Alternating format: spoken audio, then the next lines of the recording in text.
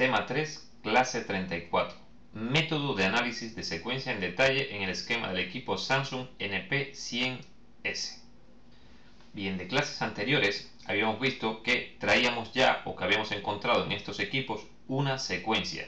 La secuencia era la siguiente, o mejor dicho, la secuencia que habíamos trabajado era la siguiente. Primeramente, íbamos directamente al conector antes de conectar la fuente de alimentación. Es decir, primeramente intentábamos localizar si en la línea de 19, tanto antes del elemento conmutador como después del elemento conmutador, teníamos algún cortocircuito. Esto lo hacíamos principalmente buscando que ese cortocircuito no me fuera a destruir la fuente, o en otro caso, si lo alimentábamos con una fuente de laboratorio con mucha corriente, no fuera a destruir las pistas y algunos elementos o algunos dispositivos en este equipo. Eso es lo que suele ocurrir si tenemos un cortocircuito en alguna de estas dos líneas y alimentamos este equipo con una fuente de alimentación lo suficientemente potente, es decir, con más de 5 o 10 amperios. Si tiene esta fuente de alimentación mucha corriente, cuando el cortocircuito demanda esa corriente, la corriente atraviesa todas estas líneas. Y si el cortocircuito es muy profundo, lógicamente, una de estas líneas puede sufrir si el cable que le he puesto es bastante grueso, es decir, entre la fuente y el conector hay un cable bastante grueso, la línea es el cable más fino, por lo tanto es lo que se va a destruir. Y es lo que puede ocurrir si tengo un cortocircuito en cualquier parte que tenga 19 voltios. Por esa razón, nuestras primeras mediciones en estos equipos, antes de alimentarlo con una fuente de alimentación de laboratorio, porque tenemos que trabajar con ella, es localizar que no tengamos ese cortocircuito en la línea de 19. Recuerden que en las líneas de 19 tampoco puedo localizar los cortocircuitos que pueden aparecer en los voltajes secundarios. El voltaje primario de estos equipos siempre son los 19 voltios. A partir de este voltaje se crean los siguientes. Por lo tanto, lo que estoy localizando con estas primeras mediciones son los problemas que puedo tener en las partes donde tengo el voltaje primario, es decir, en las líneas que tengo 19 voltios. Por esa razón, la secuencia que habíamos seguido hasta ahora era esta. Medir primeramente entre el conector de entrada y el elemento conmutador. Si tenemos un diodo, lógicamente aquí hay dos medidas, antes del diodo y después del diodo. ¿Por qué razón? Porque en ohmios yo no veo, con el instrumento, yo no veo los ohmios que hay aquí, si estoy midiendo en toda esta parte de aquí. En ohmios solamente puedo ver en la línea de 19, si mido entre masa y esta parte de aquí hasta el ánodo de este diodo, puedo ver todo lo que puede haber en esta línea en ohmios, es decir, si tengo este condensador o este condensador en cortocircuito. Por otra parte, recuerden muy bien, también puedo tener en cortocircuito el mismo conector, es decir, no solamente cae a cortocircuito este condensador y este condensador, otro elemento que también puede caer a cortocircuito es el mismo conector. Bien, si tengo un diodo, lógicamente, a partir de este cátodo hasta el elemento conmutador, tengo este diodo, este condensador y este condensador como posible cortocircuito. También puede ser un cortocircuito, por ejemplo, la misma línea. Esto me lo he encontrado alguna vez. Que la misma línea, por dentro, se haya quemado algún dispositivo y esté cortocircuitándose la línea con esto. Más adelante veremos cómo resolver este problema. Bien. Lo que tengo que localizar es si tengo cortocircuito de aquí a aquí, si tengo cortocircuito de aquí a aquí y si tengo cortocircuito de aquí a aquí. Es decir, a partir de aquí, cualquier punto. Recuerden que si seguimos esta línea, nos vamos a encontrar con el MOSFET superior de todas las etapas. Es decir, estos 19 voltios que han llegado a este punto sencillamente son los 19 voltios que voy a convertir en los convertidores de DC-DC a un voltaje inferior. Por lo tanto, estos mismos 19 irán a todos los MOSFET superiores. Por ejemplo, aquí tengo el MOSFET superior que crea, o mejor dicho, que carga a esta bobina o a este inductor magnético para crear los 3,3 voltios. Pero si sigo la misma línea de 19, también son los mismos 19 que crean de 19 a 5 voltios. Por lo tanto, estos 19 se aplican a todos los MOSFET superiores. Y me refiero al voltaje de RAM, al voltaje de CPU, al voltaje de gráfica, al voltaje de puente norte, etc. Es decir, todos los convertidores DC-DC que convierten de 19 a un voltaje inferior. Recuerden que como estos elementos conmutadores superiores, estos MOSFET superiores de estas etapas de DC-DC, conmutan y hacen una conmutación muy fuerte, y me refiero a cargar y descargar a este inductor magnético, cada uno de ellos tiene justamente en el drenador varios condensadores. Estos condensadores, principalmente estos de 10 o de 4,7 a 25 voltios, caen muy a menudo a cortocircuito. Estos condensadores pueden ponerme esta línea de 19 a cortocircuito. Los más típicos que pueden caer a cortocircuito son los de CPU y de gráfica.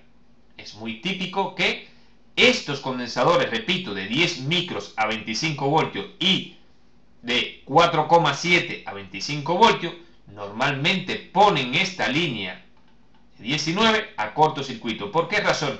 Bien, porque uno de los voltajes más fuertes a la hora de conmutar es de 19 a 1 o 0,9, que es el voltaje de CPU en muchos casos. También puede ser 1,2 o 1,5, dependiendo de la CPU que estemos hablando.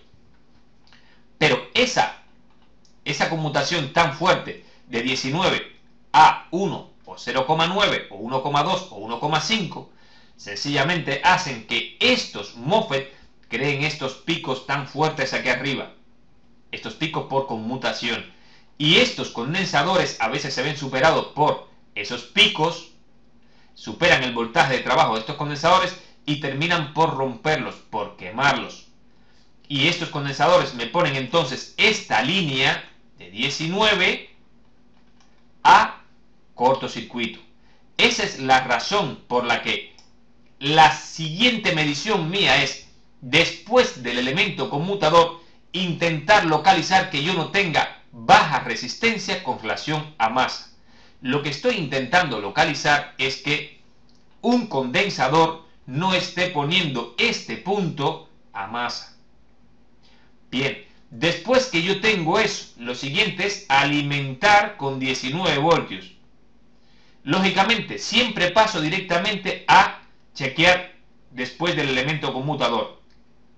Pero en el caso que no hayan 19 voltios después del elemento conmutador, tengo que hacer la revisión completa. Por ejemplo, tendría que haber 19 voltios justamente después del conector. ¿Por qué? Porque en muchos casos es el mismo conector el que está roto, el que está dañado, y no me deja pasar los 19 voltios hacia aquí. Por lo tanto, después que alimento, voy directamente después del elemento conmutador. Es lo lógico. Es decir, es la forma más rápida de realizar esta medición, para ahorrarme todas estas mediciones. No obstante, en el supuesto caso que no tengo 19 voltios aquí, reviso completamente toda la línea completa. Es decir, antes de este diodo y después de este diodo. 19 voltios tiene que haber hasta el ánodo de este diodo y 18,8 después de el cátodo del diodo hasta el elemento conmutador.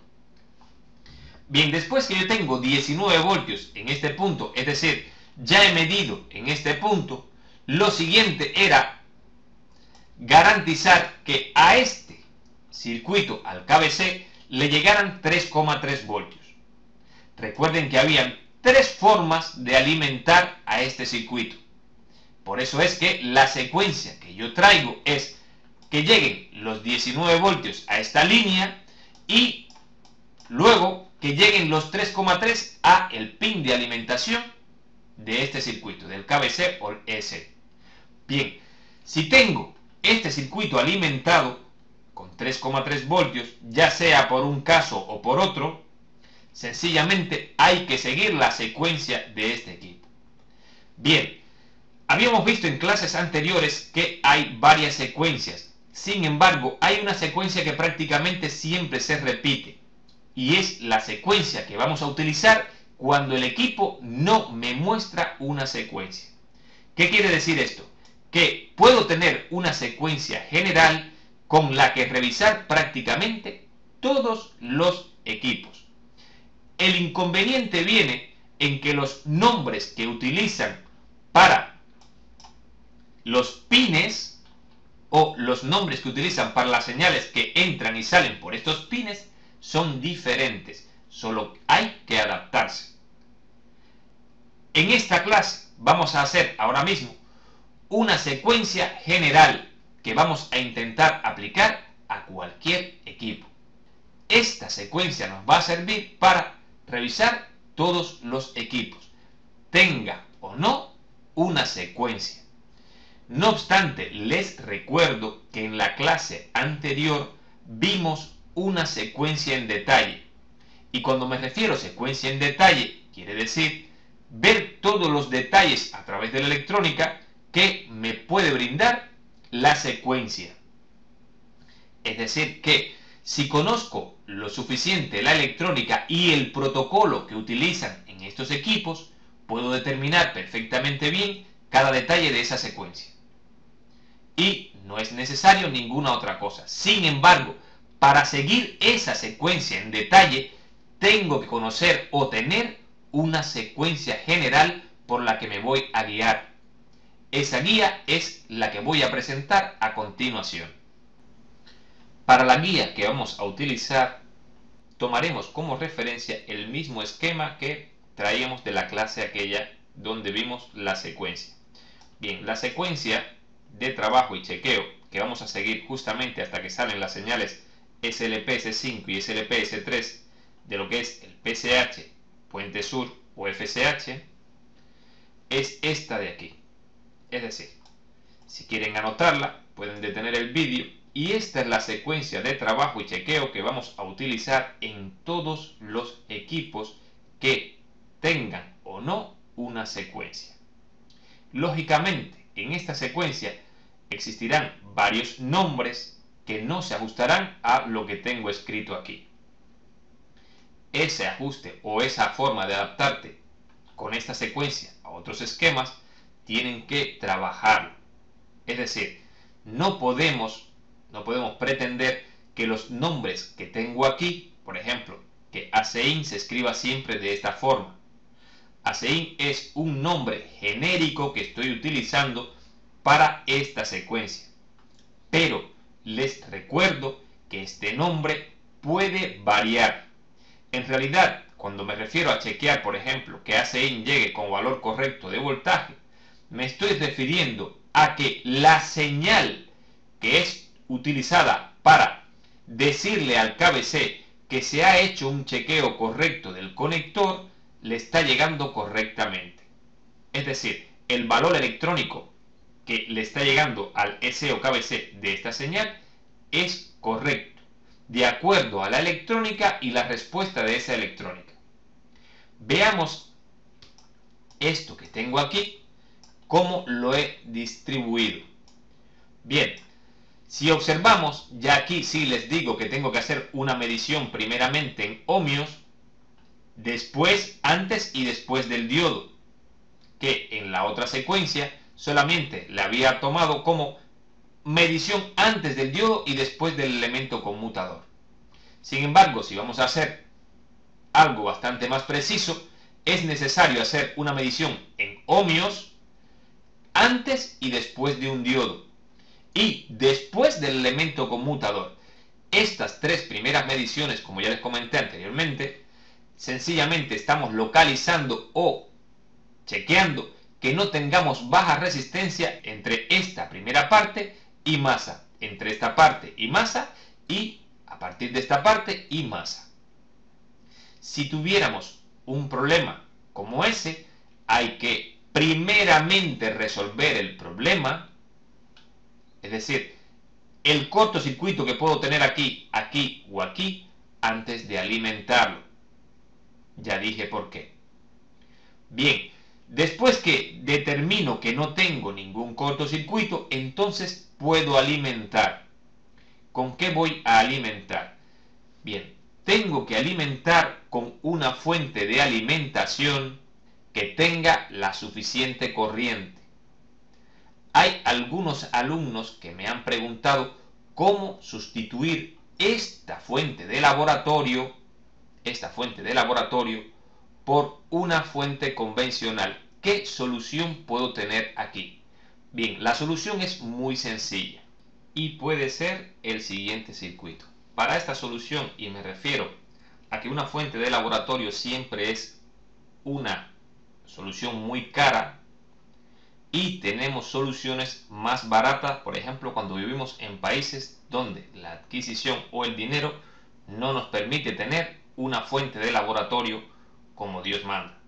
Es decir, si no tenemos el dinero suficiente para poder resolver o comprar una fuente de laboratorio que realmente me sirva para trabajar, la solución más barata que se me ocurre es esta.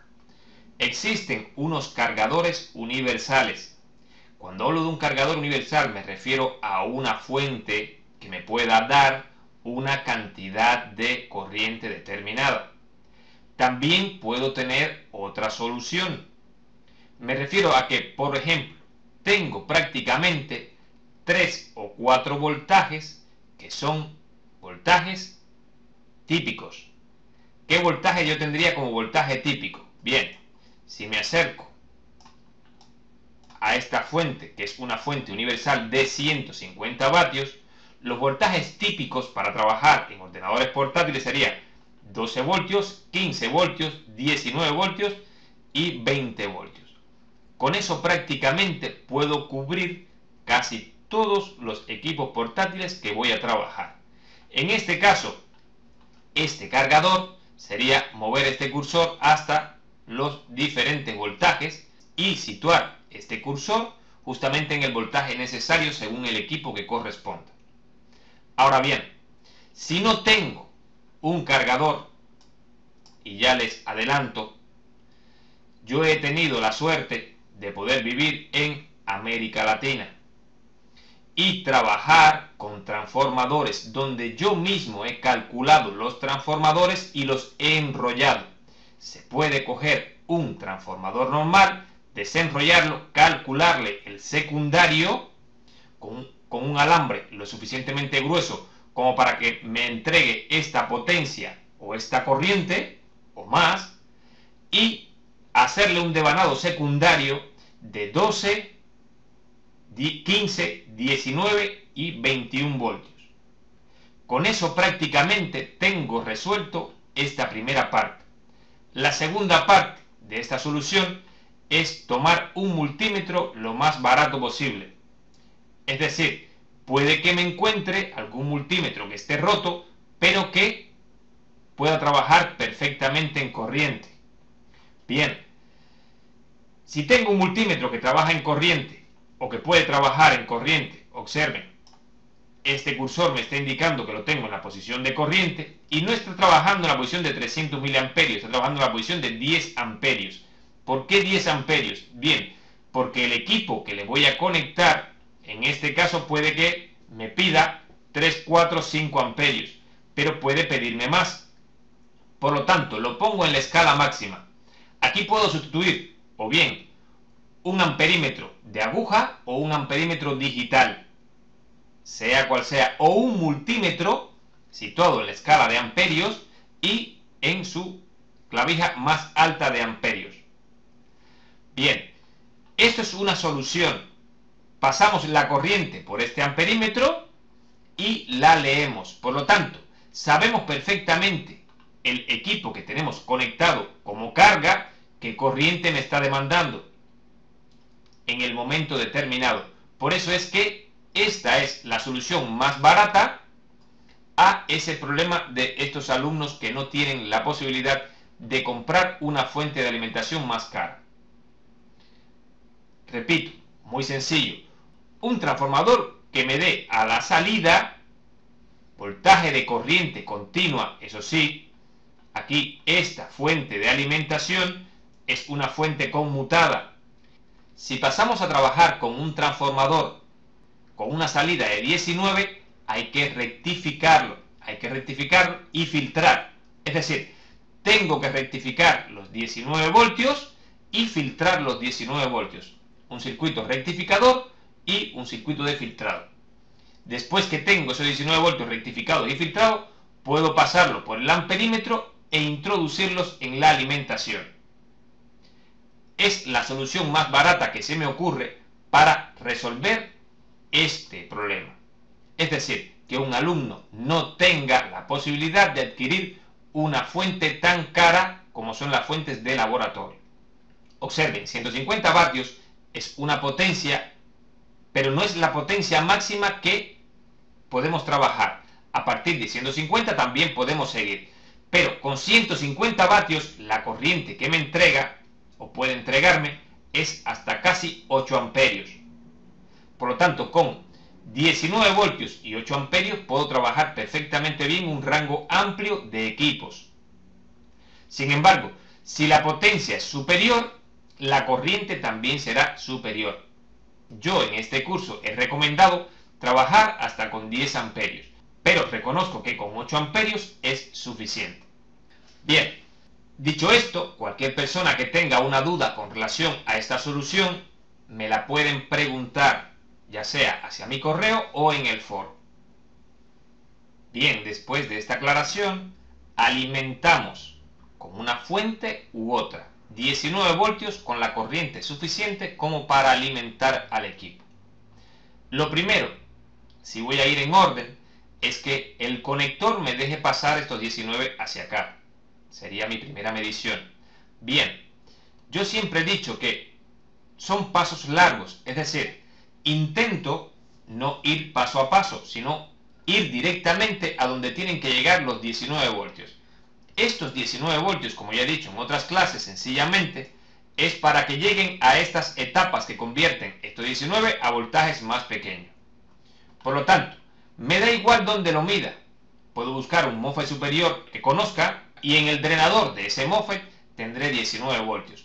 Puedo buscar esta resistencia, que ya sé que es una resistencia bastante visible, y en esta resistencia medir 19 voltios. Puedo localizar los 19 voltios en cualquier lugar que pueda identificarlo fácilmente. Bien, después que ya tengo 19 voltios, es el paso 5, y me refiero a 19 voltios en la línea principal. Entonces, la siguiente medición es que al KBC, al circuito S, en el supuesto caso que tenga este circuito, hemos visto casos donde este circuito no existe. Si este circuito no existe, pasamos directamente a la alimentación de este otro circuito. Bien, este es el caso, es decir, los portátiles con KBC van a ser los casos más abundantes. Los otros casos son bastante poco típicos, es decir, bastante escasos. Pocas veces nos vamos a encontrar que un ordenador portátil no tenga un circuito S o KBC. Bien, esta secuencia les estoy comentando justamente en el caso que tenemos este circuito, en los equipos que tenemos un S o un KBC, ya sea con bolas o ya sea con pines. Recuerden que tenemos estos circuitos de tipo VGA o circuito de pines. Bien, si ya tenemos este circuito S o KBC alimentado, es decir, que es nuestro paso 6, el siguiente paso ya sé que es el reset. Pero no voy a ir al reset. ¿Por qué razón? Porque el reset lo hacen directamente con el voltaje de alimentación. Por lo tanto, no voy a reiterar la medición. Y me refiero a que después que veo que está alimentado, ya sé que ha sido reseteado. Por lo tanto, siguiente medición y sí es importante. Si tiene un oscilador externo, la siguiente medición es la 7, que tenga oscilación, es decir, que tenga 32.768 kHz en ese oscilador. Después que ya tengo oscilación, entonces paso a las señales de entrada. Es decir, este circuito para trabajar necesita voltaje de alimentación, resetearse y oscilar. Cuando ya tiene eso, está listo para recibir las primeras señales de entrada. ¿Cuál es una de las primeras señales? Porque no puedo decir la primera señal. ¿Cuál es una de las primeras señales de entrada que recibe este circuito? La comprobación, el chequeo que se le hace a el conector. Y me refiero a que cuando todo esto ocurre, fundamentalmente dentro, por ejemplo, aquí, esta señal que sale justamente aquí, están chequeando que el rango de voltaje que estoy introduciendo por la entrada es correcto. Dicho esto, y después que se chequea esto, se le informa al KBC que ese rango es correcto, que se ha detectado el conector, etc. Bien, ¿por qué digo que esta puede ser una de las señales que se entregan a la entrada? Bien, porque si el conector es el conector que puede traer también otro pin de identificación de cargador, entonces también tendrá que llegarle al KBC una señal que identifica al cargador. Si esta señal o la identificación del cargador no es correcta, al presionar power no funciona el equipo. Es decir, no enciende, no responde. Y es sencillamente porque al KBC no le está llegando bien el chequeo del conector correcto, la detección del conector o la identificación, el ID del cargador.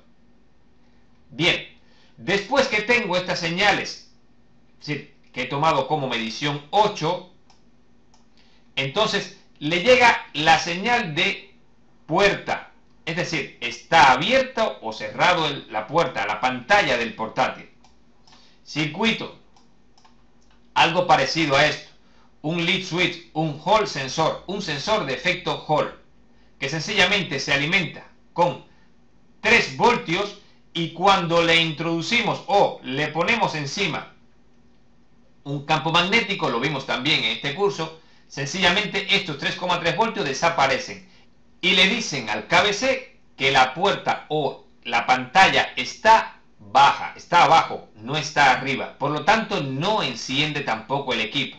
Si estos 3,3 voltios no le llegan aquí a este pin 93, y me refiero a que estamos mirando un circuito genérico, no estoy hablando de que esto sea un esquema, he tomado esto a modo genérico para seguir esta secuencia. Bien, si no le llega al pin 93 correspondiente con este KBC, que es un 781, si no le llega esta señal que le indica al KBC de que la puerta o la pantalla está arriba, sencillamente estos 3,3 voltios, si no llegan, no enciende el portátil. Bien, después que le llega toda esta información, y hemos visto que son entradas, también tenemos una entrada. Esta es la entrada del power. NB switch on, o sea, switcheo de activación. Por el pin 95, en este caso, le llega el power. En este caso, en este equipo, a ese power le llaman NB switch on. Sin embargo, hay que tener en cuenta que no siempre se le llama así. Bien, esa sería nuestra 10ª medición.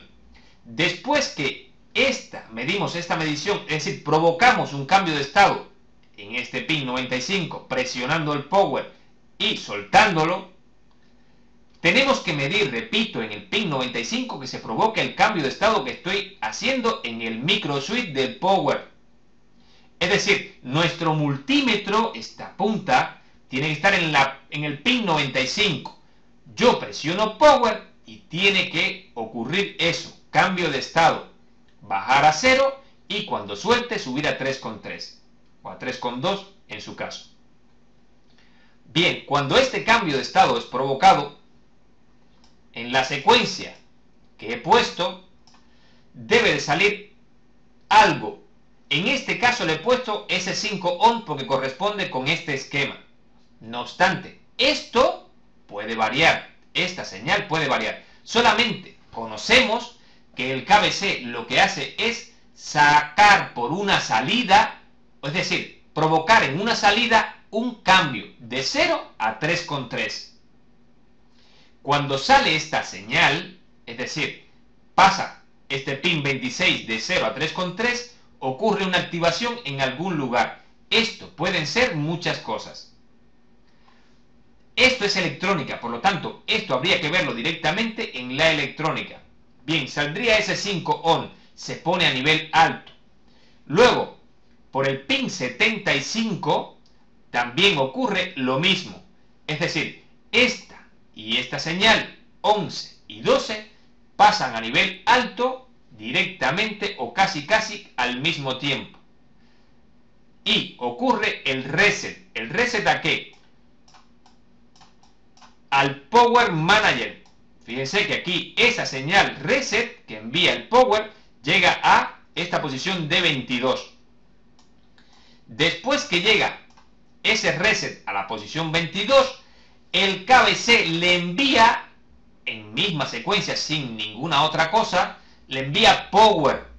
Es decir, le envío Power, desde el pin 91, le envío Power a este bloque. Y en este caso, este pin 91 tiene que provocarse también un cambio de estado. A la vez que presiono el pin 95, es decir, presiono el Power y lo he visto en el pin 95, el mismo cambio de estado tiene que provocarse en el pin 91, porque es lo que le va a indicar a este circuito o a este bloque Power Manager que tiene que arrancar. Después que llega este cambio de estado, es decir, llega por aquí, por la posición R3, ese Power Button, fíjense que afuera se llama DNB Switch On, pero dentro se llama Power Button.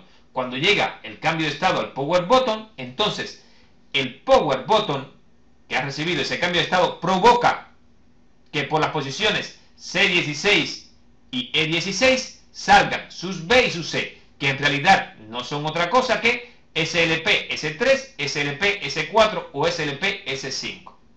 Pueden ser cualquiera combinación de ellas, e inclusive en algunos casos las tres.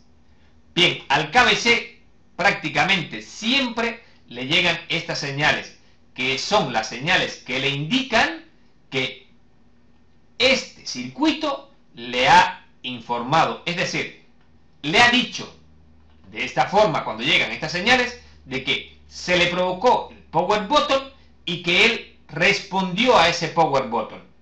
Entonces el KBC por el pin 94 y pin 73 recibe sus B y sus C.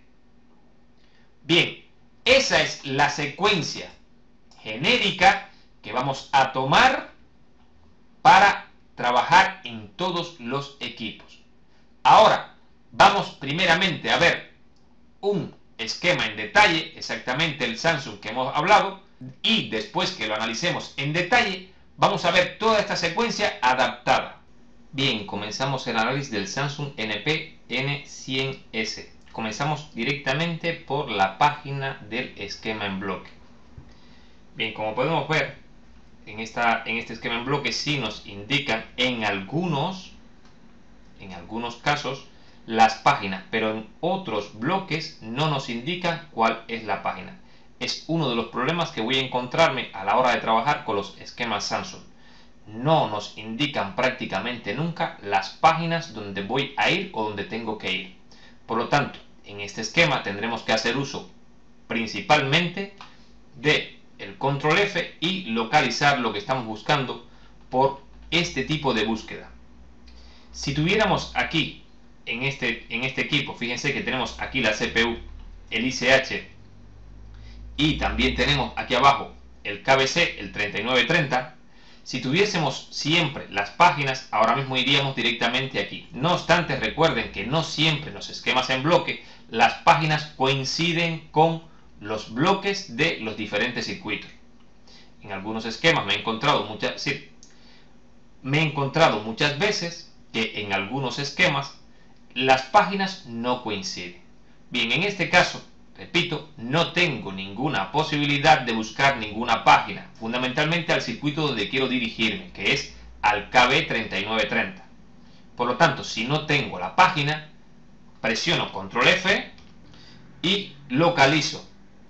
Y me lleva a la página 30. En la página 30 tengo ya el KB3930, el MICON.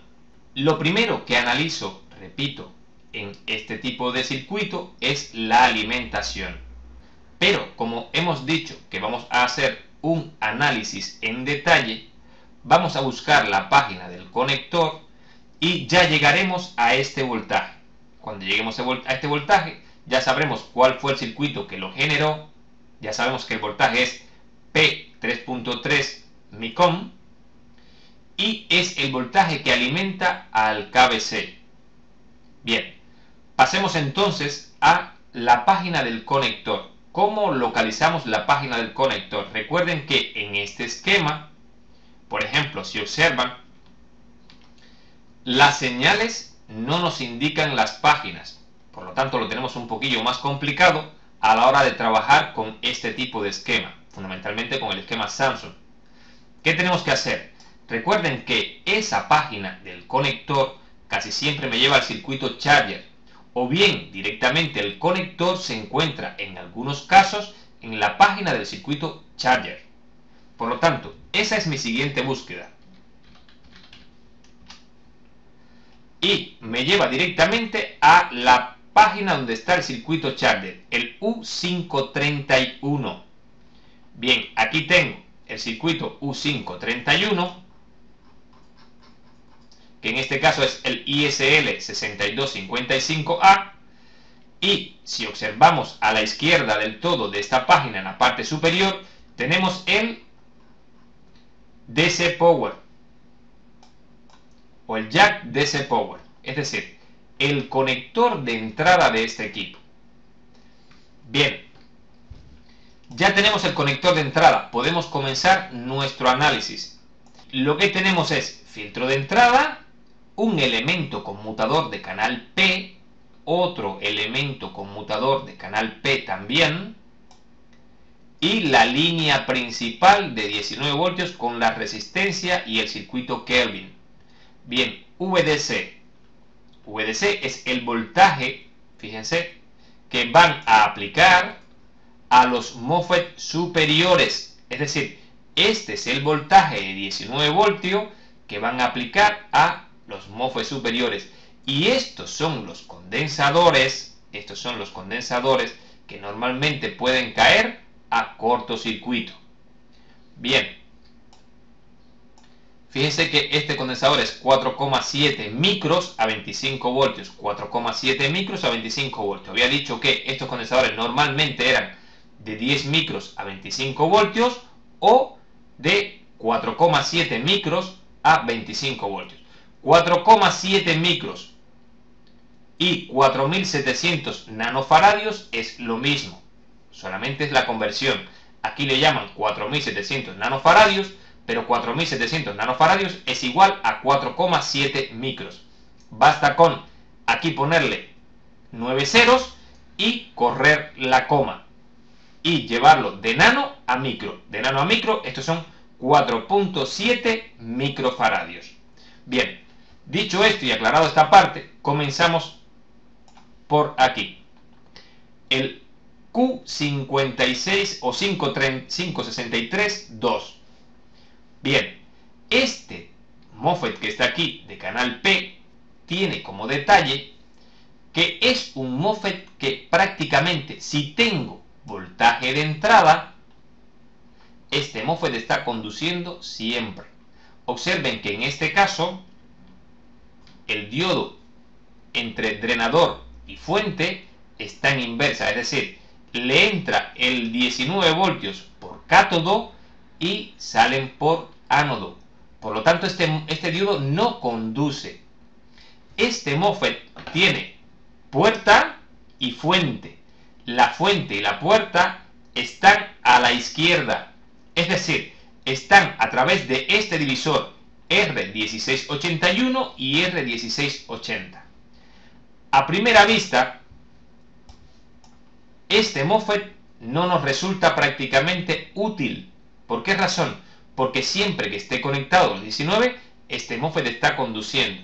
La primera pregunta que salta es, ¿y entonces cuál es su función? Bien, la función es muy sencilla. Cuando alimentamos este equipo con batería, ya veremos todo lo que ocurre con este otro, este MOSFET se encarga de aislar el DC jack y el voltaje de batería. Es decir, si no tengo 19 voltios en este extremo, no puedo polarizar a este MOSFET. Por lo tanto, es como un interruptor que cuando está con batería, obligatoriamente está abierto, porque el ON de este interruptor está por la parte izquierda. Es decir, son los 19 voltios y este divisor que al dividir 100 y 100 me deja aquí 9,5. 19, 9,5, el MOSFET conduce. Es decir, que este MOSFET, su función inicial es hacer de interruptor abierto o cerrado cuando estamos trabajando con conector o con batería. Bien, estamos trabajando con conector, entran 19 voltios, en la puerta, fíjense que aquí tengo un positivo y aquí tengo una masa fijas. Es decir, este divisor recibe una diferencia de potencial de 19 voltios fijos. Por lo tanto, la corriente fluye a través de R1681, R1680, crea una caída en cada una de ellas. Como las dos resistencias son iguales, las caídas son iguales. Por lo tanto, aquí aparecen 9,5 voltios. Y como es un MOSFET de canal P, tiene que conducir. En el supuesto caso que no tengamos aquí 19 voltios y aquí tengamos 19 voltios, este MOSFET está dañado. No hay ninguna duda de ello. También puede ser que tengamos estos condensadores. También podría ser que tengamos estos condensadores en cortocircuito. Pero ¿qué ocurriría entonces si aquí aparece un 0 y aquí aparece un 19? Este MOSFET terminaría por quemarse. ¿Por qué? Porque recibiría una corriente muy grande que vendría desde la fuente hasta estos condensadores a través del MOSFET. Por lo tanto, este MOSFET, si estos condensadores, que son para lo que son las emisiones electromagnéticas, es decir, para eliminar los ruidos electromagnéticos en este equipo, bien, si estos condensadores caen a cortocircuito, observen que están en el rango que les he dicho, a 25 voltios de trabajo, si se produce aquí un pico lo suficientemente alto, puede romperme uno de ellos dos o los dos. Raro es que rompa los dos porque siempre se rompe uno. Es decir, cae a cortocircuito uno. Bien, en el supuesto caso ese, lo más lógico es que se queme este MOSFET. Es decir, queden también en cortocircuito entre fuente y drenador. Bien, ya sabemos para qué es esta primera parte completa. Entonces, ya sabemos que cuando alimentamos con 19 voltios en el pin 1 y 3, llega justamente hasta aquí, hasta el drenador de este MOSFET. ¿Por qué? Bien, porque esta polarización fija entre puerta y fuente lo hace conducir siempre. Por lo tanto, aquí ya tenemos en el VDC-ADP-T es un voltaje fijo de 19 voltios que ocurre con solamente introducir los 19 voltios en el conector. Bien, entonces, seguimos por aquí. Y llegamos a Q565. Drenador, observen. Tengo 19 voltios que están entrando por aquí, entran por ánodo y salen por cátodo. Este diodo está en directa. Por lo tanto, lo que tengo al extremo de esta parte también recibe 18,5 voltios. Es decir, que si entran 19 voltios por aquí, llegan aquí, pasan por este diodo que está aquí y alimentan por el pin 25 al ISL 6255. Esta es la hoja de datos del ISL, la página 10 del ISL 6255. Bien, cuando recibe 19 voltios por aquí, salen por este lugar, por este regulador lineal, un LDO, salen un voltaje. Tenemos que localizar qué voltaje es y ver qué ocurre con este voltaje.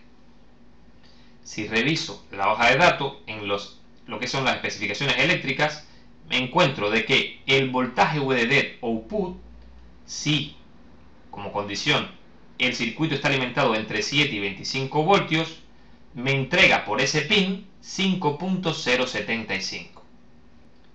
Es decir, que cuando el pin 25 recibe 18,5 voltios, por el pin 26 salen 5.075 voltios. Estos 5.075 voltios suben por aquí y van directamente a aplicarse en la puerta del mismo Q565.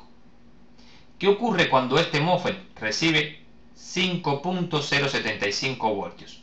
Pues que conduce, porque es un MOSFET de canal P y tiene ahora mismo en fuente, en el pin 2 de este MOSFET, tiene 18,5 voltios porque el voltaje 19 pasó por su diodo.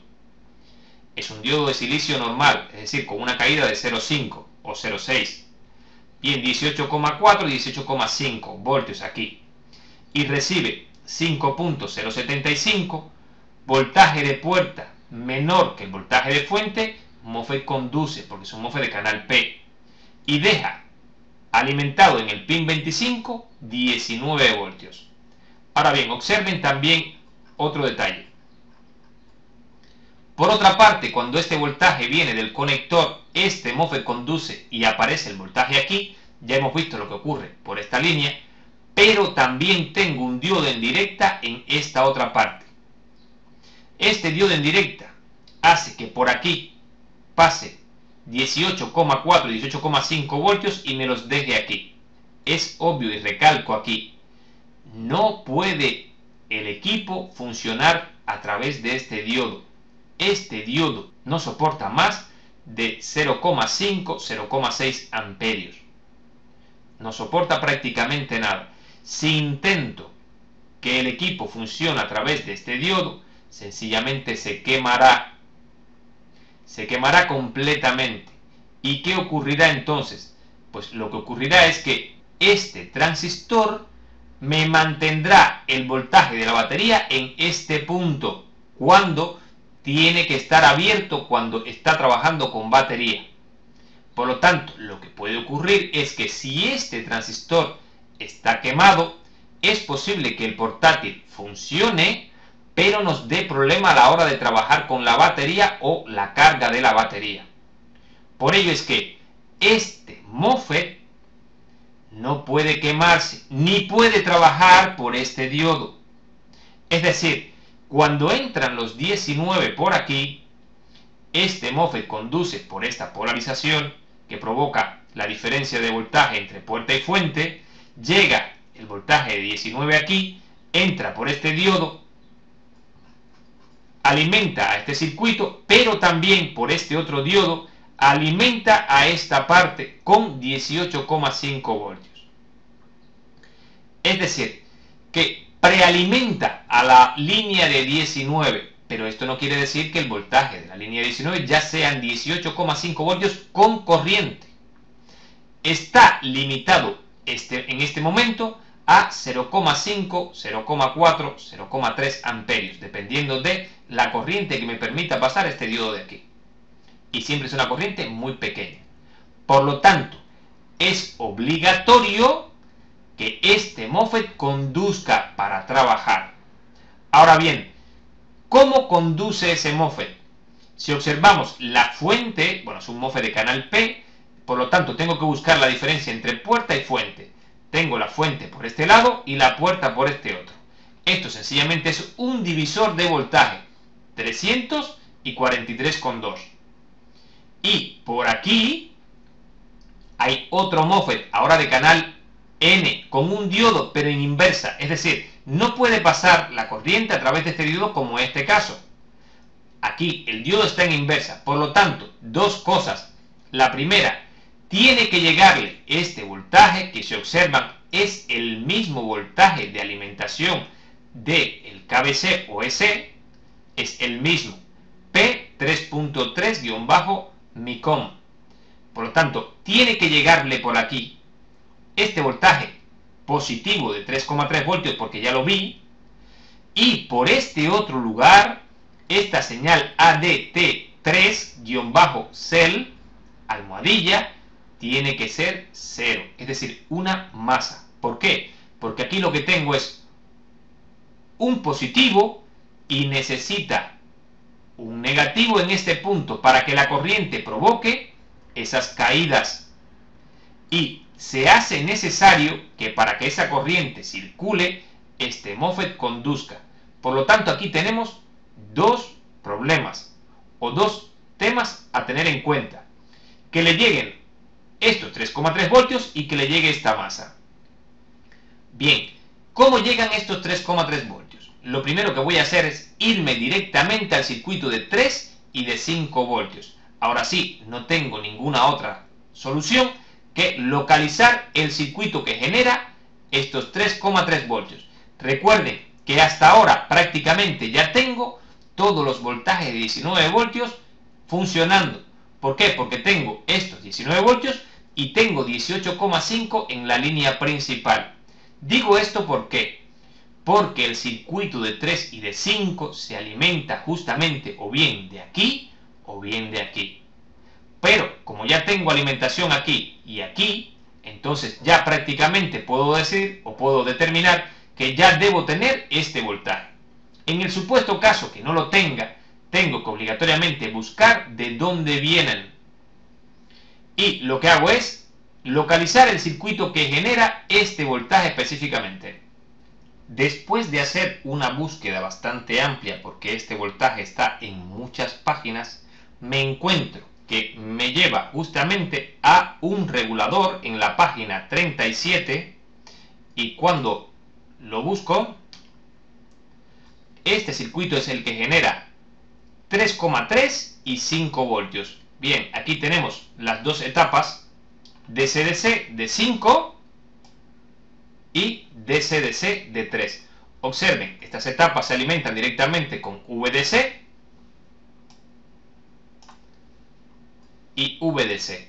Y también recibe por el pin 16 VDC. Es decir, tengo en el pin 16 18,5 voltios en estos momentos. Este circuito es un TPS 51125, ya lo hemos visto en clase. Por lo tanto, si entran por el pin 16 18,5 voltios, por el pin 8 salen 3,3 voltios regulados.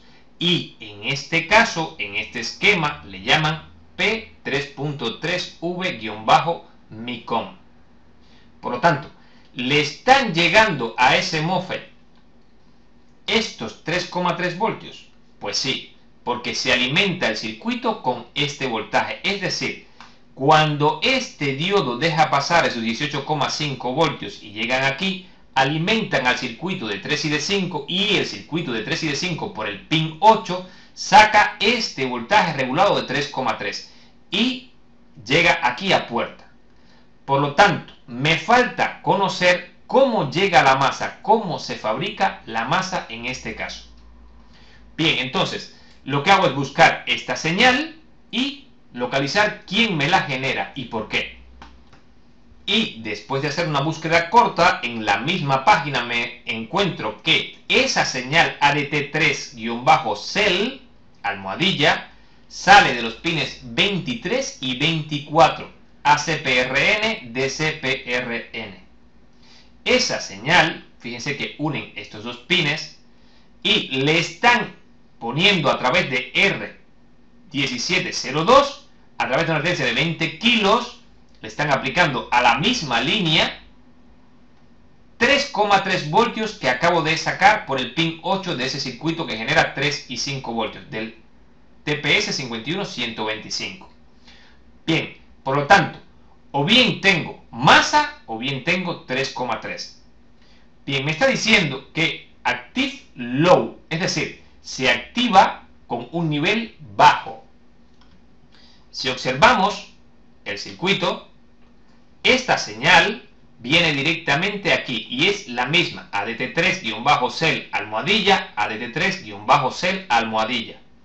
Bien, entonces tengo que buscar obligatoriamente los pines 23 y 24 y ver por qué me da negativo, por qué me da masa en estos pines, o en uno de ellos o en los dos.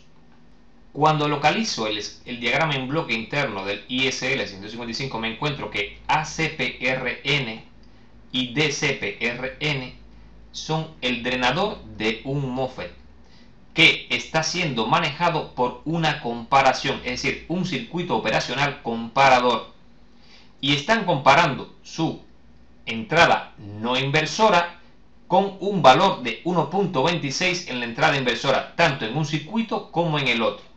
Por lo tanto, para poder determinar si este MOSFET conduce, recuerden que como necesito una masa, aquí este valor tiene que ser positivo. Es decir, este valor tendría que ser mayor que 1.26. ¿Por qué razón? Bien, porque necesito que el MOSFET conduzca y aplique masa en ACPRN. Y digo ACPRN porque este AC es que estoy trabajando con el conector y DC es cuando estoy trabajando con la batería.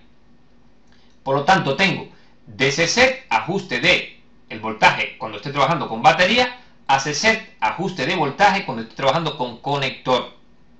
Por lo tanto, en este momento le estoy indicando con este valor de voltaje que estoy trabajando con el conector y lo voy a comparar este valor con 1.26.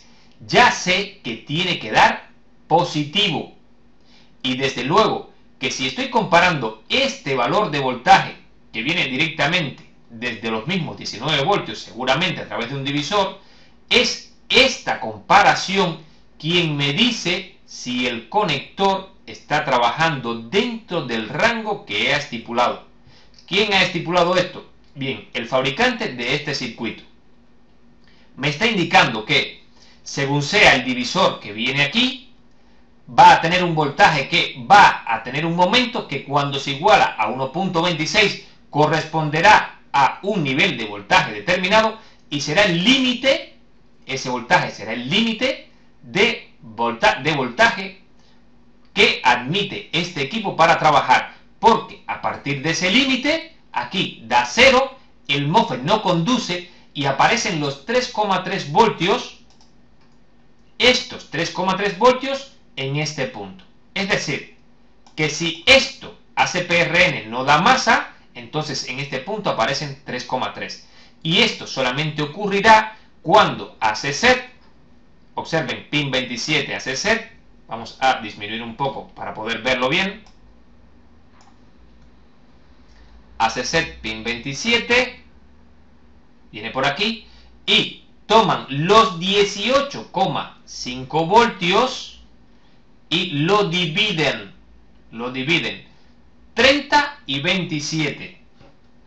Eso genera aquí en el centro, después de calcular este divisor, un valor de 1,59. Es decir, con 18,5 voltios aquí, 19 voltios, o 19 porque si esto da 18,5 solamente se da en el primer momento, luego se va a comparar esos 18,5, esos generan un valor de voltaje de 1,5 voltios aproximadamente aquí, ese 1,5 voltios en este punto se compara con este 1.26, 1,5, 1,26, aquí aparecerá un positivo que hará conducir a este MOSFET y hará que ACPRN sea masa por la conducción de este MOSFET.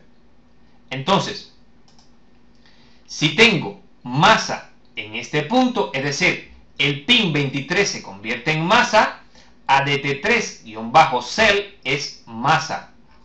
Si tengo masa aquí, este ya tiene 3,3 y recibe entonces esta masa. ¿Qué ocurre entonces? Bien, lo que ocurre es que de aquí hacia esa masa conduce una corriente que provoca dos caídas y hacen conducir a este MOSFET. Y aparecen ya aquí 19 voltios, ya no son 18,5, ahora son 19.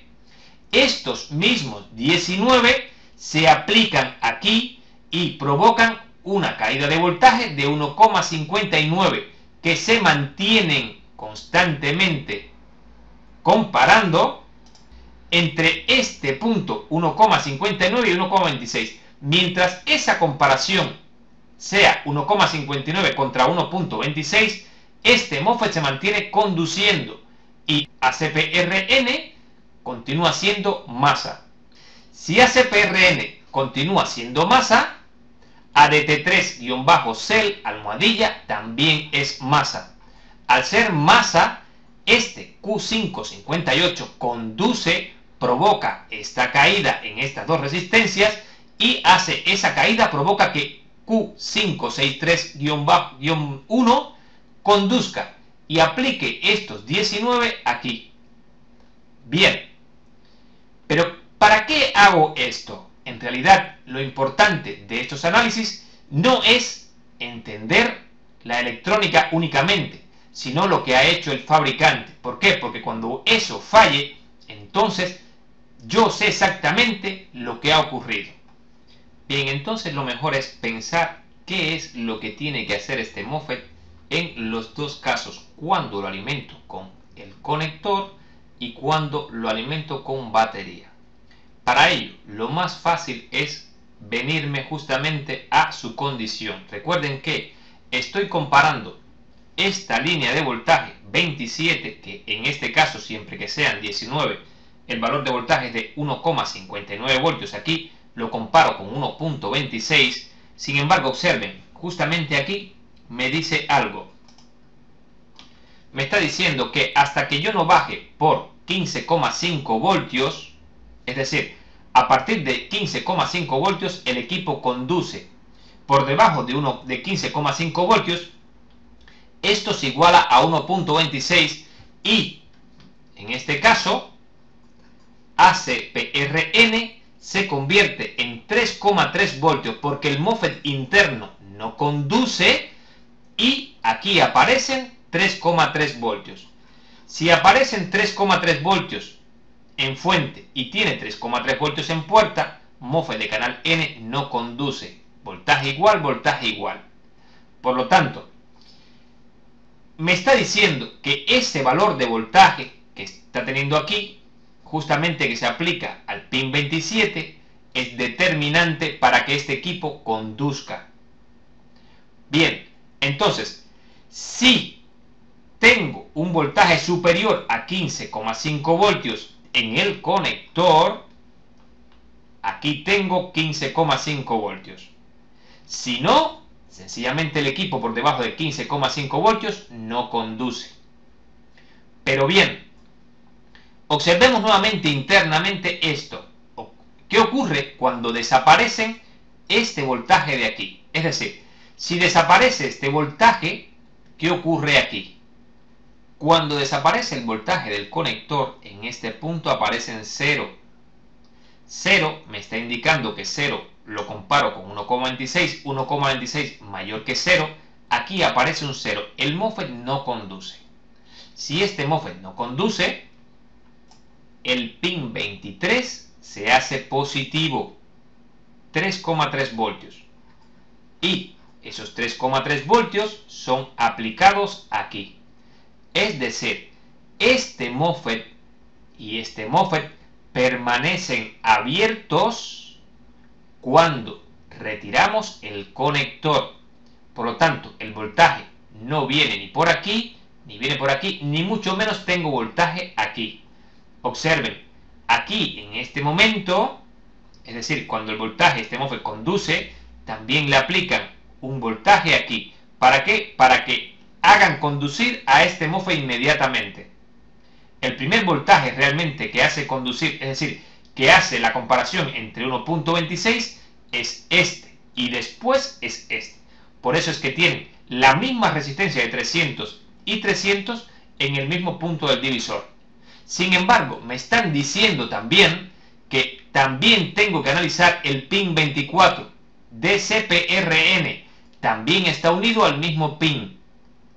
¿Qué ocurre con DCPRN cuando lo alimento con batería? Es decir, tengo que ahora buscar el circuito internamente, U531, mirar DCPRN y observar con qué se está comparando. Bien, lo vimos ahorita, es DCset. DCPRN ahora depende, como está alimentado con batería, de este voltaje. Es muy importante que tengamos esto en cuenta porque hay veces que es justamente que no trabaja con batería y sí trabaja con conector cuando estos circuitos empiezan a dar ese tipo de problemas. Bien, en este caso, el DCset está siendo comparado con el 1.26, por lo tanto tengo que buscar DCset y verificar qué valor tiene ese DCset. Bien, DCset va aplicado al pin 28 y tiene un divisor 330. Si aplicamos un cálculo de este divisor, sencillamente tengo que buscar este valor de voltaje y verificar qué valor tengo para determinar qué valor tiene el pin 28. Para ello, tengo que determinar este valor, qué cosa es. Bien, si observamos, tengo que B-gate, es este B-gate, y es el pin 17. Es decir, este pin 17 está siendo aplicado a la puerta de Q562 y ese mismo valor está siendo aplicado a este divisor. Por ello es que tengo que localizar dentro de la hoja de datos del fabricante qué valor tiene el pin 17, es decir, B-gate, qué valor tiene. Bien, en la misma hoja de datos de este circuito del ISL 6255 me encuentro que B-gate voltaje alto, es decir, cuando tiene un valor alto, tiene un valor de 9,6 voltios como valor típico, 9,6 voltios, y 0 como valor típico cuando el valor es bajo. Bien, por lo tanto, tiene que tener un valor alto cuando está trabajando con batería. Es decir, B-gates son 9,6 voltios de valor típico. Están aplicándose 9,6 voltios cuando trabaja con batería al pin 4. Recuerden que este MOSFET, el AP4435, es el que me entrega el voltaje de batería a la línea principal. Por lo tanto, recibe 9,6 voltios por B-gate y este divisor en ese momento también recibe 9,6 voltios. Si calculamos este divisor con 9,6 voltios en este punto, sencillamente me da que es 9,6 dividido 11, porque aquí hay 300 y 30. Aquí hay 11 resistencias de 30 kiloohmios. Por lo tanto es 9,6 entre 11 y me dará el valor que tengo de aquí a aquí, 0,87 voltios. Bien, 0,87 voltios se están comparando con 1.26. Por lo tanto, por aquí sale un negativo y por aquí sale un negativo. Por aquí tengo 0 porque el conector tiene 0 voltios. Tengo 9,6 voltios cuando está trabajando con batería. Por lo tanto, lo que tengo aquí es 0,87 voltios. 0,87 voltios, esto me provoca un 0 aquí. Por lo tanto, este MOSFET tampoco conduce. Si este MOSFET no conduce y este MOSFET no conduce, ACPRN y DCPRN son 3,3 voltios que vienen de estos 3,3 voltios que están siendo aplicados a través de R1702 a esta línea. Por lo tanto, en este punto, cuando estoy trabajando con batería, ¿sí?, por aquí, y el voltaje está entrando por aquí, aquí tengo 3,3 voltios aquí y 3,3 voltios aquí. Eso hace que este voltaje de batería no pueda pasar hacia acá. Este MOSFET lo impide y este MOSFET también. Bien, detalle importante. En este circuito en este circuito tengo una señal que tiene que decirle al KBC, tengo una señal que tiene que decirle al KBC cuál ha sido el resultado del chequeo del conector. Y lógicamente esa señal en muchos casos es AC-IN. Ahora bien, ahora aquí no tengo ningún AC-IN, pero lo peor, no tengo ninguna señal que me indique a qué página va. Por lo tanto, veo que aquí tengo varias entradas. Viene del KBC, KBC, KBC3, KBC3. Es decir, todas estas señales vienen del KBC y atacan puertas de MOSFET. Por ello es que no me interesan estas señales. Están atacando a puertas de MOSFET. Es decir, estos son activaciones para determinar ciertos valores aquí. Ahora bien, lo que yo estoy buscando es algo que le diga al KBC qué es lo que está ocurriendo. Bien, pero ¿qué está ocurriendo con qué? Con el conector. Bien, la única señal que he visto hasta ahora, después de todo este análisis, que me indica qué está ocurriendo con el conector es la comparación que se hace entre los pines 27 y 28 y el valor de 1.26. Y es la señal que está saliendo por el pin 23 y 24. Es decir, esta señal de aquí es la única que me está indicando qué está ocurriendo con el valor de voltaje. Es más, en este punto me indican que ese valor de voltaje tiene que estar por encima de 15,15 voltios para que esta señal se mantenga en nivel bajo. Por ello, la única cosa que me queda por hacer es verificar que esta señal también la envían a el KBC. Y en este caso, si esta señal es la que envían al KBC, no se llama ni AC-IN, ni AC-DETECT, ni ninguna otra. Sencillamente se llama AD3-CEL almohadilla. Es la forma de buscar cuál es la señal que le informa al KBC del estado del conector, del chequeo que se le ha hecho al conector. Bien, entonces, pasemos ahora, ya después de haber hecho todo este análisis, cuál es esta señal o cuál es este pin en ese KBC. O bien, si no es esta señal, tendríamos que buscar algo que tenga que ver directamente con esta señal y que se le envíe al KBC. Pasamos directamente a la página del KBC y localizamos esta señal. Bien, en la página del KBC he hecho una búsqueda de esa señal y me lleva directamente al pin 110 y entra efectivamente a AD3-CEL almohadilla. Con esto les acabo de enseñar cómo es que localizo la información que tengo que buscar en mi secuencia. Es decir, si analizo toda la electrónica, al final puedo determinar cuál es la señal que están enviando al KBC y que tiene que ver directamente con la comparación o el chequeo que se le hace al conector. Bien, en este caso la señal que le informa es ADT3-CEL almohadilla y le informa por el pin 110. Ahora bien, ya tenemos en este circuito la alimentación en los pines 22, 33, 9, 111, 96, 125 y 67.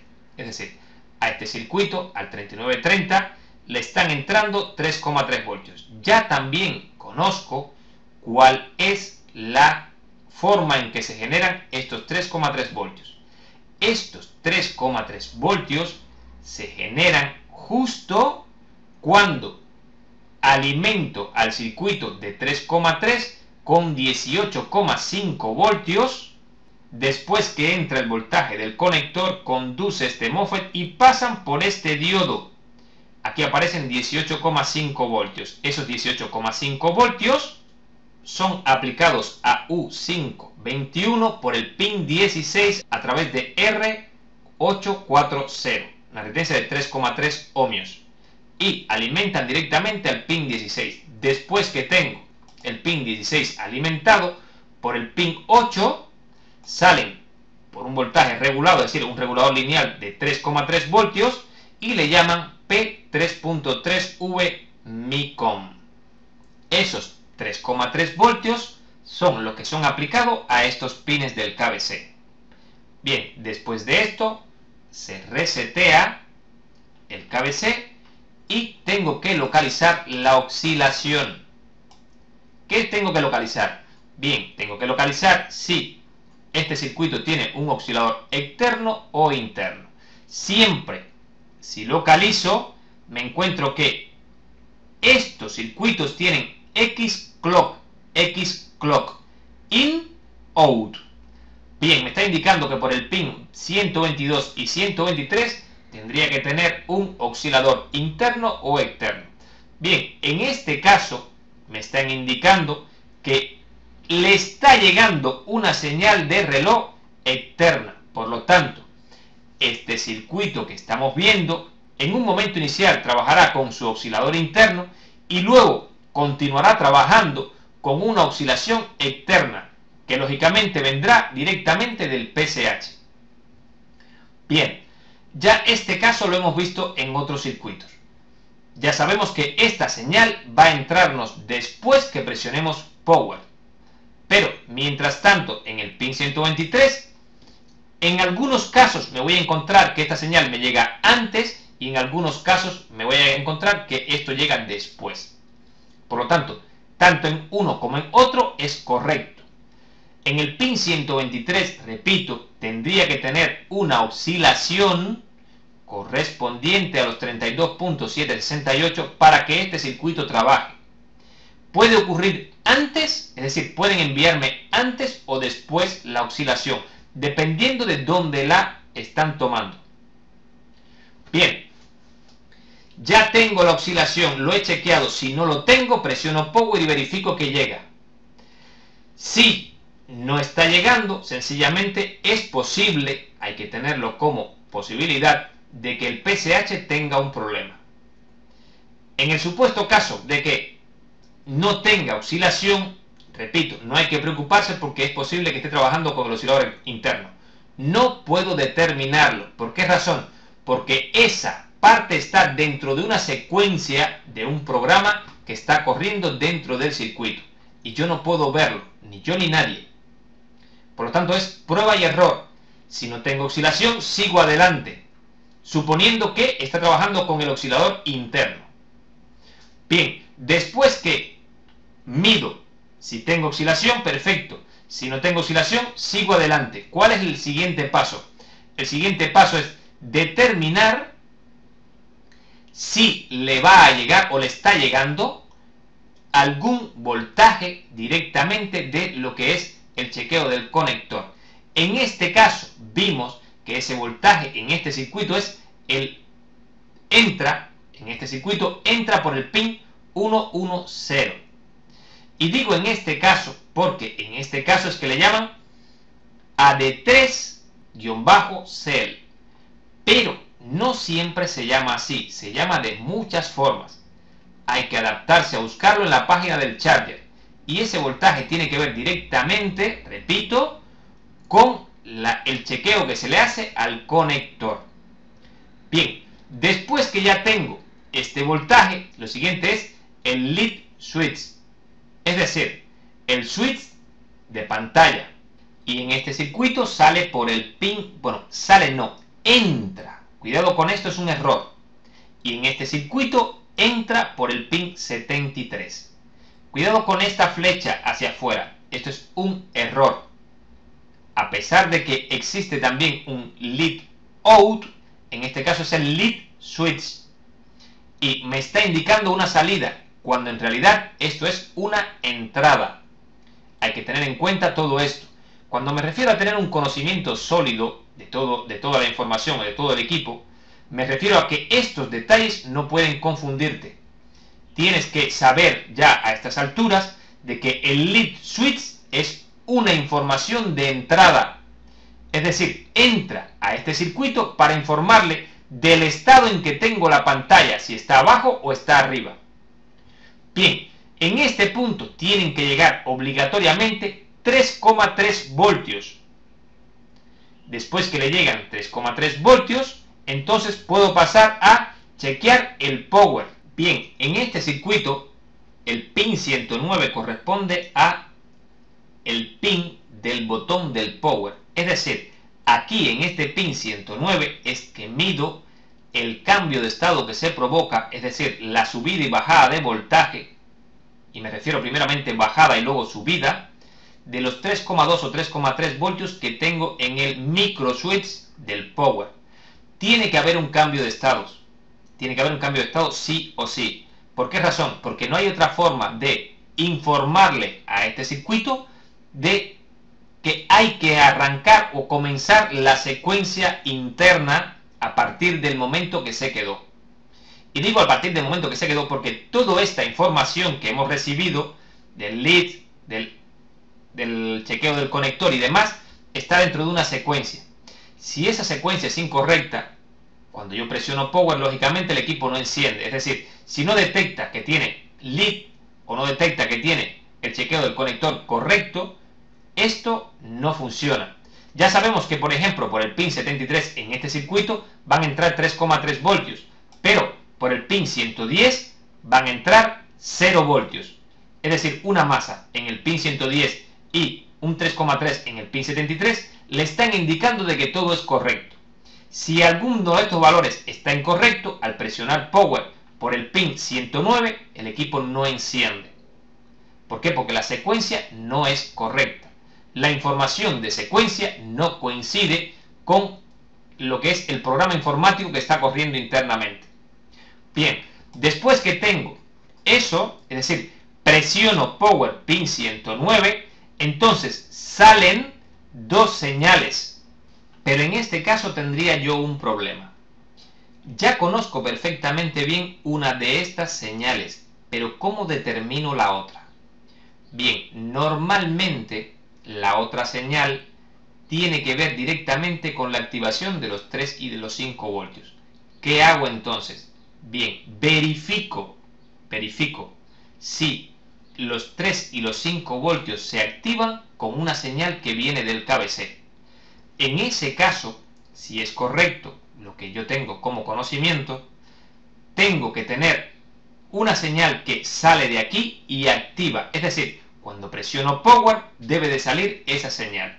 Por lo tanto, localizo el circuito de 3 y de 5 y verifico cómo se activa este circuito. Es decir, me refiero a las salidas de los voltajes 3 y 5 voltios principales si no han salido. En algunos casos ya hemos visto que esto puede ser una autoactivación, es decir, utilizan los voltajes regulados por estos mismos circuitos para autoactivarse. Pero en otros casos ya también hemos visto que en algunos casos es una señal que sale de aquí, que en algunos casos es S5 enable o S5 on. Pero ya vemos que aquí en este circuito, aunque busquemos, no tenemos ninguna señal que se parezca a esos nombres. S5 enable o S5 on. Por ello, una forma de buscarlo es irme al circuito que genera los 3 y los 5 voltios y verificar cómo se activa ese circuito. Bien, todo esto que estamos haciendo es sencillamente adaptar una secuencia conocida a algo que ya yo tengo como estudiado de otros esquemas.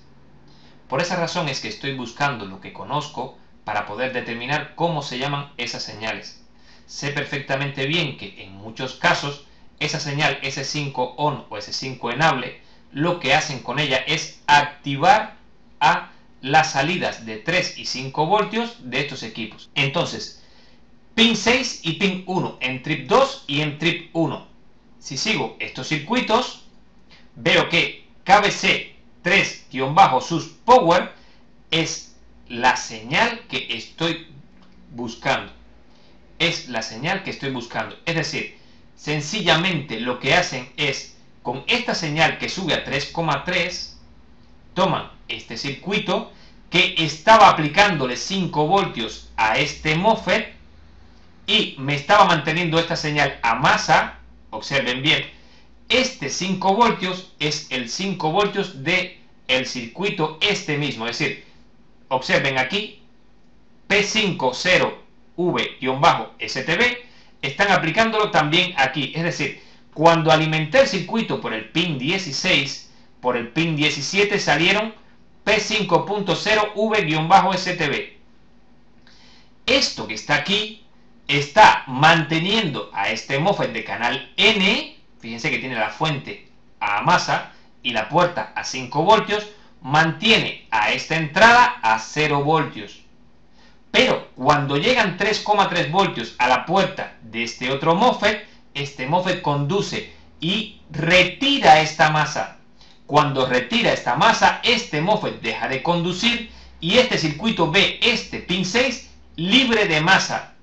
Y entonces aplica pulsos en estas dos puertas y crea la carga y descarga de este inductor y estas dos puertas y crea la carga y descarga de este inductor, creando 3,3 y 5 voltios con corriente. Es decir, la señal que tengo que localizar, que sube de 0 a 3,3 en el KBC para medirla, es esta. Recuerden que es muy importante entender la secuencia de estos equipos. Y la secuencia es crear 19 y que el ordenador portátil tenga 19 en todas las etapas de CDC. Esa es la primera parte. Luego de ello, que se creen los voltajes primarios de 3 y de 5 voltios. Y lógicamente, cuando presiono Power, tienen que crearse o estar creados los voltajes de 5 y de 3 voltios en los inductores magnéticos que se generan. Por lo tanto, ya conociendo eso, yo vengo directamente a buscar la activación de este circuito. Cómo me genera, después de presionar Power, estos voltajes en estos inductores. Bien, ya sé cómo lo hacen. Llega esta señal y libera a este MOSFET de estos 5 voltios a través de la conducción de este otro. Por lo tanto, la señal que sale, que yo no había localizado hasta ahora porque no conocía este nombre, es esta. Ahora sí, paso a la página 30 nuevamente y verifico que esta señal suba en ese pin de 0 a 3,3 cuando presiono Power. Bien, entonces sí, en este caso ya sé que por el pin 101, cuando presiono Power, la señal equivalente a ese 5 enable o a ese 5 on de mi secuencia general es el KBC3 sus Power. Y esta señal sube de 0 a 3,3 voltios. Bien, después de esta señal tiene que salir RSM, RST. Lo escribo en el buscador y lo localizo. Por el pin 93 sale RSM, RST y le ponen KBC3 delante, guión bajo. Pero esta señal siempre va a llamarse RSM, RST. Bien, las dos señales que salen después de presionar Power, recuerden que estas señales también pueden aparecer antes del presionado de Power en algunos casos, pero en mi secuencia general la voy a poner después. Sé que de una forma u otra tengo que medir que esta señal se ponga a 3,3 voltios. Es decir, tanto el pin 93 como el pin 101, después de presionar Power en este equipo, se ponen a 3,3 voltios. Después que esto ocurre, sale un Power Button. No lo conozco, yo no sé cuál es esta señal, sin embargo sí sé a dónde va. ¿A dónde iría esta señal? Esta señal tiene que ir directamente al ACPI Wake Up Events o al Power Manager de el PSH en este caso. Supongo que sea esta señal, es una salida 121 y yo estoy buscando un Power Button de salida. Localizo el Power Manager, que sí en el esquema en bloque sí me especificaba en qué página está, y busco el ACPI o el Power Manager. En el esquema en bloque me está indicando de que este PSH, aquí dice ICH, pero en realidad es un PSH, va de la página 13 a la 15. Por lo tanto, me sitúo en la página 13 y comienzo a buscar ese bloque. Después de buscar entre las páginas 13 y 15, tal como me indica el esquema en bloque, me doy cuenta de que no hay ningún circuito, no hay ningún bloque que se llame tal como lo estoy buscando. No hay ningún Power Manager ni hay ningún ACPI. ¿Qué ha ocurrido en este caso? lo que ha ocurrido es que no me están representando ese bloque. Sin embargo, sí sé perfectamente bien las señales internas de ese bloque. Por ejemplo, en la página 14 me encuentro que tengo SLP S3, SLP S4, SLP S5. Me encuentro también que tengo lo que es el RCM RCT y me encuentro también el Power Button. Este que está aquí, que no nos han representado como ACPI o Power Manager, es el bloque que estoy tratando de localizar. Bien, después de localizado el Power en la posición F21, me encuentro que dice KBC-Power Button almohadilla. Esta es la señal que sale del KBC y que tengo que medir en ese pin que sale del KBC el cambio de estado. ¿Por qué? Porque es este cambio de estado quien va a provocar las salidas de estas señales. Ya he visto que efectivamente allá en el KBC ha salido RCM RST, esta señal de aquí, y llega a la posición AC3. Bien, tengo que medir en el KBC esta señal, KBC Power Button, y efectivamente es la señal que sale por el pin 121. Es decir, después que presiono Power y provoco ese cambio de estado en ese pin, sencillamente por el pin 121 le envío también un cambio de estado al Power Manager, es decir, al bloque S del PSH en este caso. Ese Power es quien me va a entregar las señales correspondientes. Desde luego que ahora mismo no sé cuáles son esas señales, pero si localizo nuevamente la página 14, puedo determinar que al KBC le van a llegar SLP S3, SLP S4, SLP S5. Es decir, son las señales que en realidad van a llegar, o una de ellas, también vimos el caso, estas tres señales salen a la vez, o dos de ellas. Bien, una, dos o tres señales salen a la vez, al mismo momento, al mismo tiempo, y es la respuesta de el Power Button que le acabo de entregar. Cuando aparece el Power Button en la posición F21, instantáneamente salen por la H20, F25 y F21 estas señales. Al KBC tiene que llegarle una o las tres, dependiendo del diseño. Pero tienen que informarle de una forma u otra de que estas señales han salido. Bien, localizo en el KBC alguna de ellas. Y efectivamente, en este caso entran las tres pines 63, 64 y 65. SLP, S3, S4 y S5. Estas señales son las encargadas de encender o activar o provocar unas salidas para comenzar lo que es fuentes. Es decir, a partir de aquí comienza a haber una activación de fuentes principales. Bien, voy a dar un adelanto de lo que voy a seguir. Bien, ¿cómo yo determino a partir de aquí si estas señales me provocan o no una salida? Es decir, lo que quiero decir con esto es que estas señales pueden ser enviadas al KBC para que el KBC se entere de que el PSH ha enviado estas señales, pero también pueden ser enviadas al mismo tiempo a las entradas de las fuentes principales. Pero hay otros casos donde estas señales entran al KBC y provocan las salidas de otras señales. ¿Cómo yo puedo determinar si estas señales encienden directamente las fuentes o provocan la salida de otras señales? En los casos en que traen páginas es muy fácil. ¿Por qué?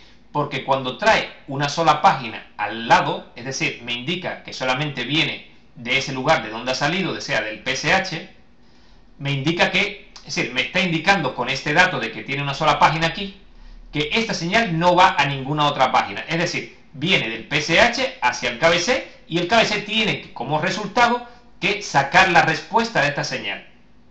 En cambio, en este caso, y me refiero a lo que es este Samsung específicamente, que no me trae páginas al lado, esto es un engorro. ¿Por qué razón?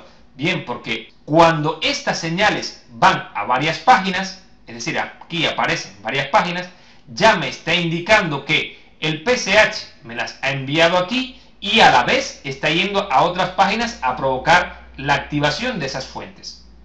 Pero en este caso no tengo eso.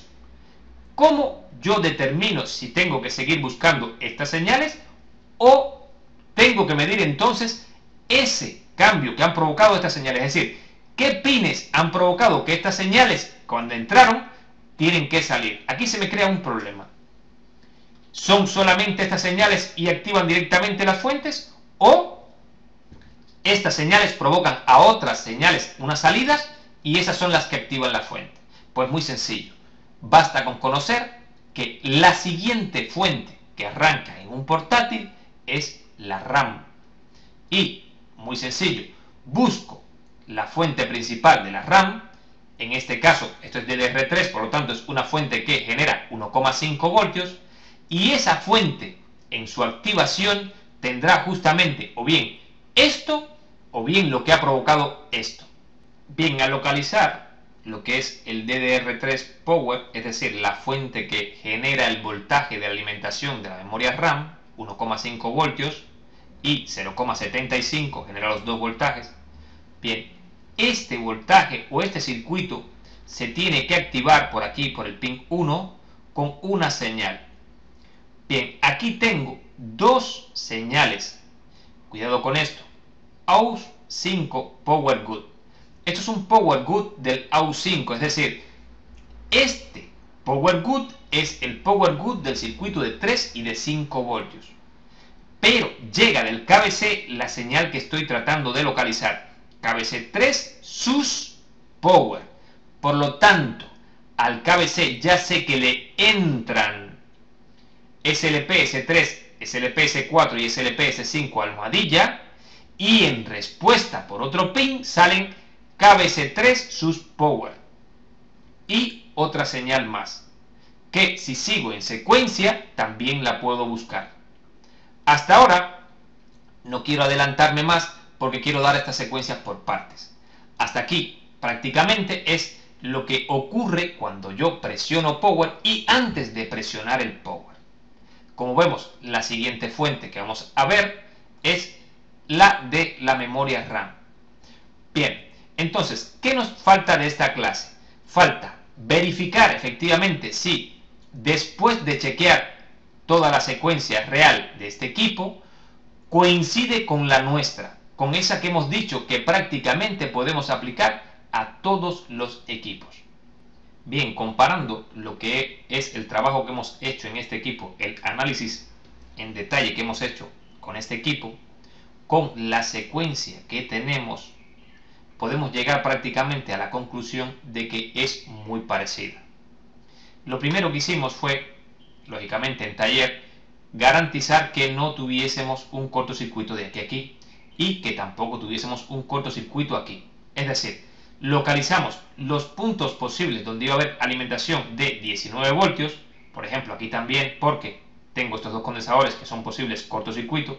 Determino que no tengo cortocircuito aquí y cortocircuito aquí. Son las tres mediciones que hemos hecho aquí. Y si todo está bien, hemos alimentado. Es decir, paso 4, hemos conectado y efectivamente el voltaje ha entrado, ha creado este voltaje de aquí. Es decir, esta caída en estas dos resistencias ha provocado que este MOSFET conduzca. Aquí apareció un voltaje e instantáneamente apareció este voltaje que conduce por este diodo y por este diodo. Es decir, alimento al charger y también alimento al circuito de 3 y de 5. Bien, ya tengo los 19 voltios en la línea principal, pero no son los 19 voltios con corriente. Han pasado para alimentar a unos pocos circuitos. En este caso, con este voltaje de 18,5 que ha pasado por este diodo, se ha alimentado el circuito de 3 y de 5 y ha creado un voltaje de 3,3 voltios para alimentar, en este caso, al KBC. Es decir, aquí, en este momento, ya tengo también los 3,3 voltios del KBC.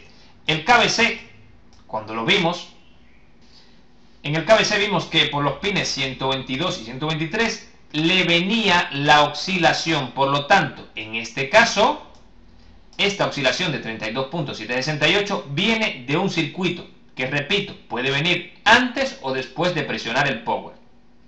Después de eso, localizamos la señal que corresponde a Cin. En este caso, esa señal era esta señal ADT3-cell. ¿Cómo localizamos esta señal? Esa señal la localizamos interpretando y analizando el circuito electrónico del charger y verificando que esa señal era la señal correspondiente a lo que había ocurrido con el voltaje del conector. Bien, después de esto, chequeamos el voltaje de sensor de apertura de cierre de puerta, la señal lead, que también vimos perfectamente bien que se correspondía con lead switch, pin 73. Después de esto, seguimos y verificamos el power, el botón de power, y así sucesivamente hasta que llegamos a las señales SLP S3 y SLP S5. Todo se cumplió perfectamente bien en este mismo orden. Por lo tanto, ¿puedo yo aplicar esta secuencia para analizar estos circuitos? Sí, puedo utilizar esta secuencia. Es una secuencia genérica que me permitirá guiarme fundamentalmente cuando yo no tenga una secuencia.